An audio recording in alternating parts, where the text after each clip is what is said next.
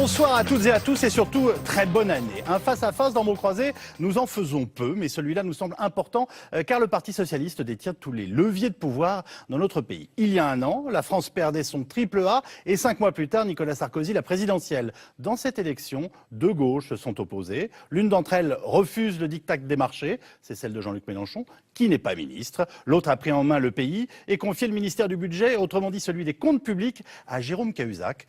Vous avez accepté de débattre en direct, gauche contre gauche, donc merci à tous les deux en l'occurrence, Jérôme Cahuzac, ministre socialiste du Budget, et Jean-Luc Mélenchon, candidat à l'élection présidentielle, coprésident du parti de gauche et député européen. Je rappelle à nos téléspectateurs qu'ils peuvent suivre cette émission sur Internet, en streaming, sur notre site plus.francetv.fr et la commenter sur notre page Facebook et sur Twitter.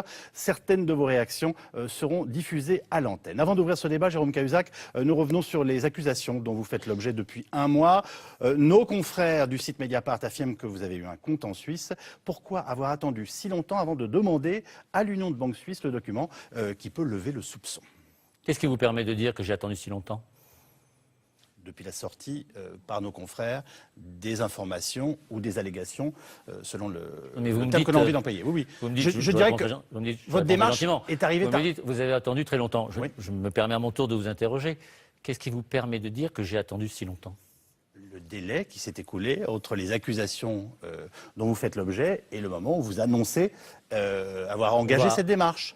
Je comprends que vous me posiez non pas cette question, mais une question sur ce que vous appelez cette affaire et qui pour moi n'en est pas une, car si vous ne l'aviez pas fait, on vous aurait probablement accusé de complaisance et ce serait probablement dommage pour vous. Je vais donc vous dire ce que je ne cesse de dire quand on m'interroge. Je dément en bloc et en détail les accusations portées contre moi.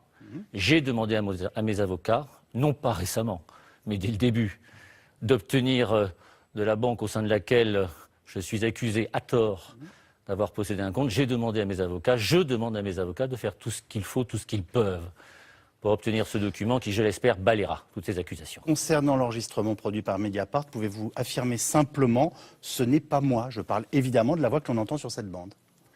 Je dément en bloc et en détail et en conséquence, ce n'est pas moi. Si ce n'est pas vous, pourquoi ne pas porter plainte pour faux et usage de faux? Cela permettrait à la justice de lever tous les doutes. J'ai posé 3 plaintes. J'attends d'ailleurs qu'un juge d'instruction soit désigné. Je m'étonne qu'il ne l'ait pas déjà été. Et j'ai d'ailleurs demandé très récemment à mes avocats de faire tout ce qu'ils pouvaient pour que ce juge d'instruction soit désigné. Et ce juge d'instruction, lui, Ma question était porter plainte pour faux et usage de faux, voilà. Ce juge d'instruction décidera, lui, des procédures et des comment dirais-je, moyens qu'il devra mettre en œuvre. Et maintenant, si vous voulez bien, puisque j'ai démenti en bloc et en détail, on va commencer à débattre avec Jean-Luc Mélenchon. Bon, je suis d'accord pour qu'on passe à autre chose. Merci. Vous souhaitez réagir, Jean-Luc Mélenchon? Oui, un mot. D'abord, je n'ai pas l'intention ce soir de donner d'une quelconque manière une tournure personnelle au choc que nous allons avoir. D'autant que c'est le premier socialiste, depuis que je le demande, août 2010, qui accepte de débattre avec moi. Mais sur le fond, je vais vous dire... oui, c'est un événement, vous savez, Yves Calvi. Mais sur le fond, tout de même, l'accusation est énorme. Jérôme Cahuzac, vous ne pouvez pas passer à côté de ça, c'est une accusation énorme. On imagine que l'initiative de porter cette accusation a dû être méditée. Si bien que moi, je me trouve, comme tout le monde, comme tout citoyen, pris entre deux sentiments. Si c'est vrai, c'est terrible. Mais si c'est pas vrai, c'est ignoble. Et chacun d'entre nous est interrogé, comme vous le faites là, à l'instant, normalement. Que voulez-vous qu'on réponde? Nous n'en savons rien. Mais ce qui est très important, c'est que des procédures judiciaires ont été engagées qui, elles, peuvent d'un coup laver tous les doutes, d'un côté ou de l'autre. Eh bien moi, je demande très solennellement que la justice ne traîne pas, car il y va de l'ordre public, au sens où la respectabilité d'un homme, son honneur, ou bien celui d'un média, Mediapart, sont en jeu dans cette affaire.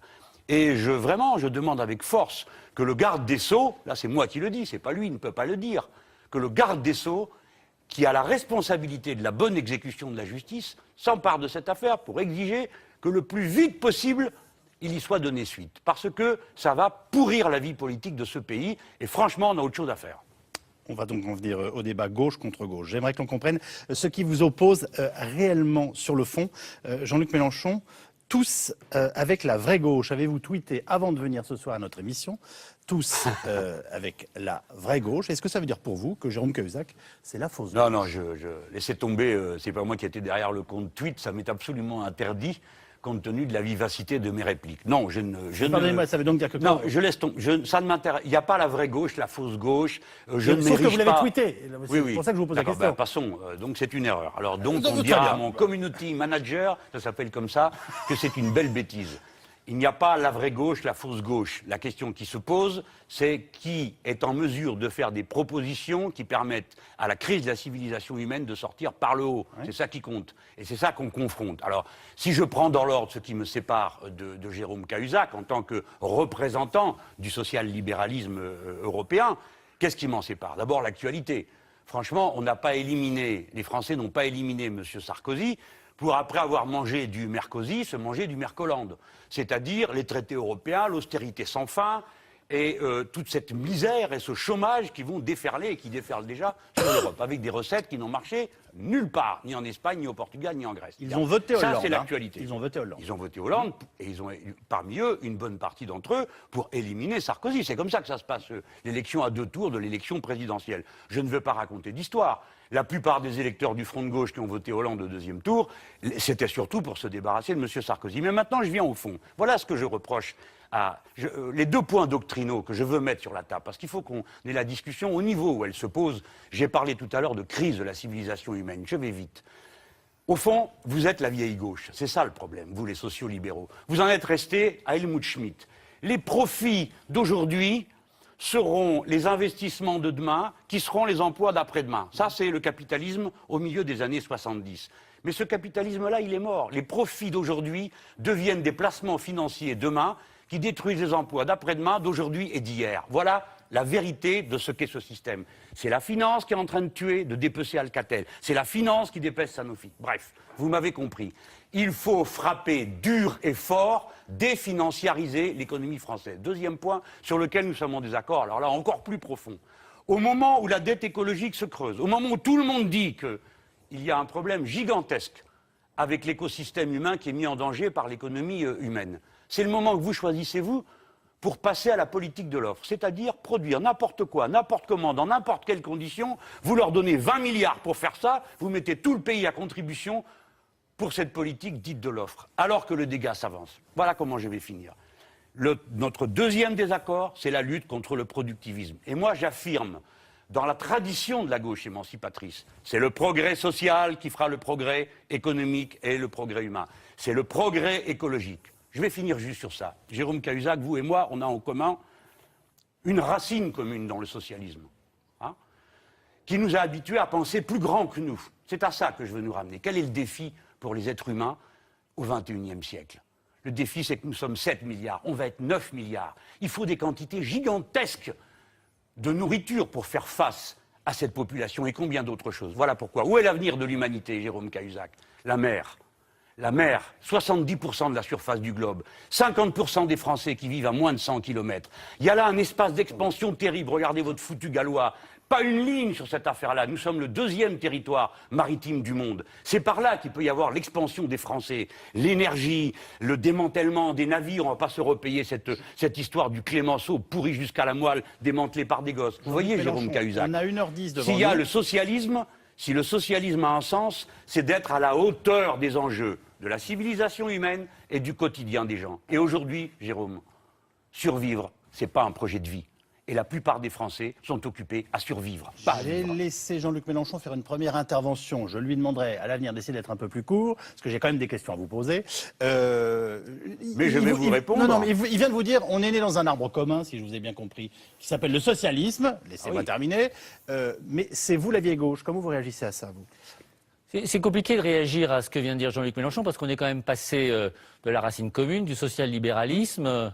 à l'éco-socialisme. Du Merkozy aux océans ou aux mers qui bordent nos côtes. C'est vrai que la France a comme chance rare dans le monde d'avoir de nombreuses façades maritimes. J'ignorais que Jean-Luc Mélenchon était à ce point versé dans le commerce maritime et l'amour des océans. On a en tout cas cette passion en commun.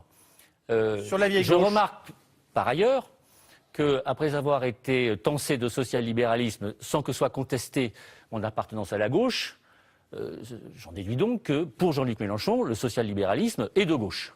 C'est déjà un premier point.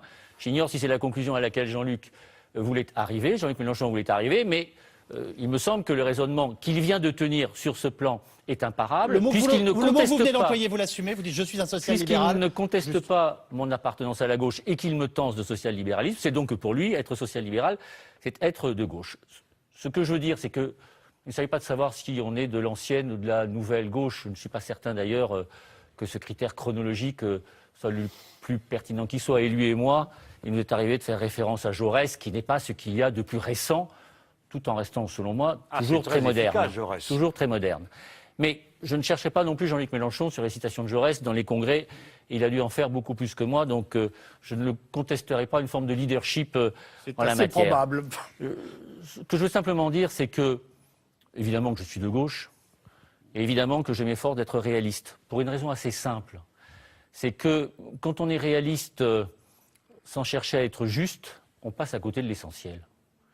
Et quand on veut être juste en méconnaissant les réalités, on se condamne, je le crains, à une forme d'impuissance, une impuissance que d'ailleurs les plus beaux discours, je ne parle pas naturellement de ceux de Jean-Luc Mélenchon, son talent est connu en la matière, mais que les plus beaux discours, les plus belles envolées, les plus belles expressions, les plus beaux contre-pieds, que rien de tout cela ne pourra jamais masquer ni compenser. Donc juste et réaliste, réaliste et juste, c'est comme ça que je définis ou justifie, si vous me le permettez, ce que j'estime être mon appartenance à la gauche. Un dernier mot pour remercier Jean-Luc Mélenchon de ne pas avoir accepté, contrairement à ce que certains semblent avoir voulu faire pour lui, de ne pas avoir accepté d'être finalement l'arbitre des élégances qui est de gauche, qui ne l'est pas.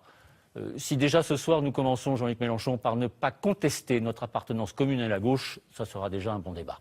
L'actualité nous amène à parler Mais d'abord. oui, Jérôme Cahuzac, mais je vais vous dire, je vous réponds, je sens que c'est quelque chose que vous avez sur le cœur. Moi, aucun d'entre nous n'a envie de faire la police politique. C'est pas le sujet.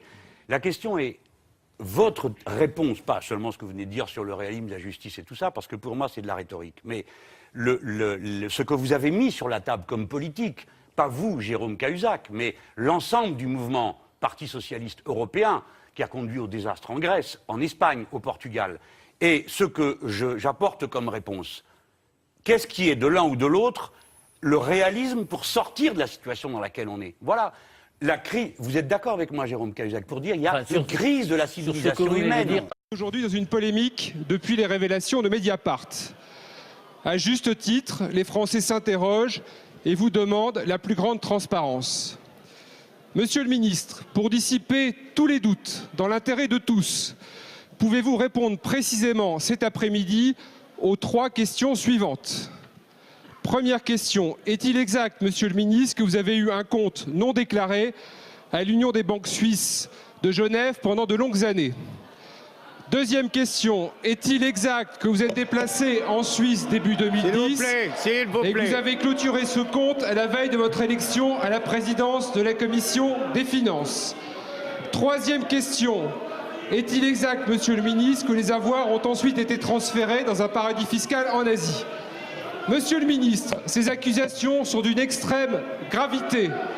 Il est essentiel que vous disiez toute la vérité cet après-midi devant la représentation nationale et devant les Français. Merci. La parole est au ministre délégué chargé du budget, Jérôme Cahuzac. Merci, Monsieur le Président.